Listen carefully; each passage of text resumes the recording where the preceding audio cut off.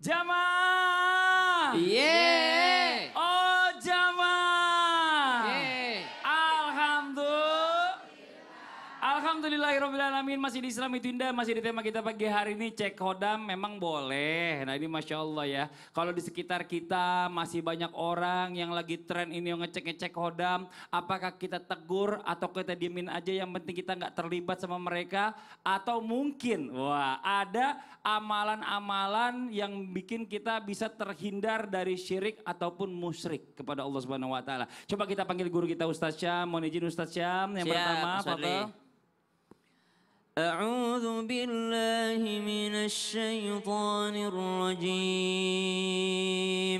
Allah. بسم الله الرحمن الرحيم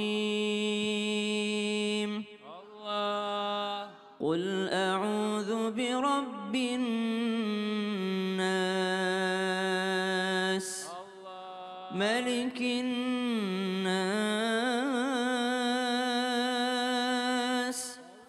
إله الناس من شر الوسواس الخناس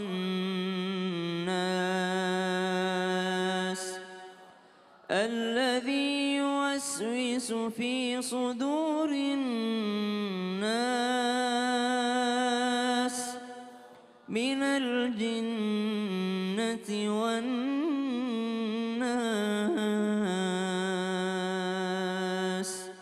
صدق الله العظيم. Mohon izin Ustaz Bani. Qul a'udzu birabbin nas, katakanlah aku berlindung kepada Allah Rabb manusia. Ayat ini atau surat An-Nas ini begitu luar biasa. Kata Al-Wahidi, perbedaan surat An-Nas dan surat Al-Falaq. Kalau surat Al-Falaq itu senjatanya satu. Qul a'udzu birabbil falaq min syarri ma khalaq dan seterusnya 4 musuhnya. Tapi surat An-Nas senjatanya 3, musuhnya 1. Ini menunjukkan bahwa di dalam surat An-Nas musuhnya lebih berbahaya dibandingkan di surat Al-Falaq. Kenapa? Karena kalau di surat Al-Falaq musuhnya kelihatan, makhluknya kelihatan jelas. Tapi di surat An-Nas musuhnya nggak kelihatan. Maka ini yang sangat berbahaya dan dia langsung masuk ke dalam kolbu kita. Karena dia sangat dekat dalam kolbu kita, kadang-kadang kita nggak berasa dan nggak sadar.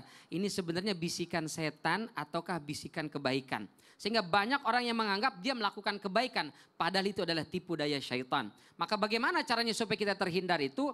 Perbanyaklah membaca surat An-Nas. Maka disebut dengan surat isti'azah, perlindungan, ta'awuz. Banyak yang kita baca surat An-Nas, insya Allah Allah selamatkan kita, lindungi kita. Gimana caranya?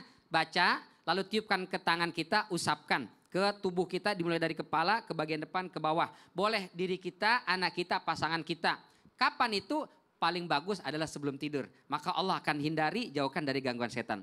Yang kedua, supaya terhindar dari gangguan jin adalah perbanyak membaca zikir kepada Allah Subhanahu wa taala. Karena kata Ibnu Abbas disebut dengan al-waswas. Kenapa disebut al-waswas al-khannas itu? Karena dia membisikkan keburukan ke dalam dada manusia. Kalau idza dzakarallah khannasa. Kalau kita ingat Allah, berzikir kepada Allah, dia akan mengecil. Wa idza saha wa ghafala. Tapi kalau kita jarang berzikir kepada Allah Subhanahu wa taala, setannya akan menjadi besar dan dia akan menguasai kita, mengelabui kita dan membawa kita ke dalam perbuatan kesesatan. Jadi perbanyak zikir kepada Allah Subhanahu wa taala, wabil khusus zikir pagi, zikir petang. Ustaz kebanyakan baca bismillah aja. Kita mau melangkah baca bismillah, kita masuk rumah baca bismillah, tutup pintu bismillah. Emang jin gak bisa buka pintu Ustaz? Kata Rasul sallallahu alaihi wasallam, jin tidak bisa membuka pintu yang kita tutup menggunakan baca bismillah.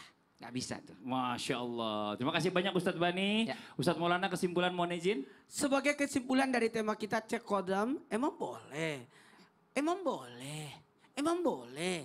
Tanyakan pada diri kita. Jangan sampai mencek kodam itu, jangan sampai justru melakukan hal yang sia-sia. Apalagi bisa merusak sahadat.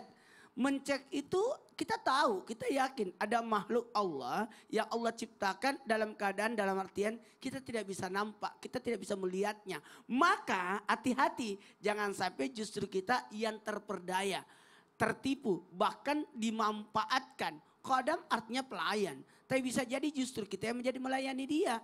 Nah, jadi jangan sampai merusak sahadat, jangan sampai menyusahkan diri. Maka lakukanlah lebih banyak ibadah kepada Allah, karena mereka pun makhluk Allah yang ditugaskan untuk taat kepada Allah untuk beribadah. Maka jangan sampai justru kita bergantung dan berharap padanya. Ingat, kita ini adalah inni ja'ilun khalifatan fil ardi, menjadi pemimpin, pengurus, bukan kita yang diurus.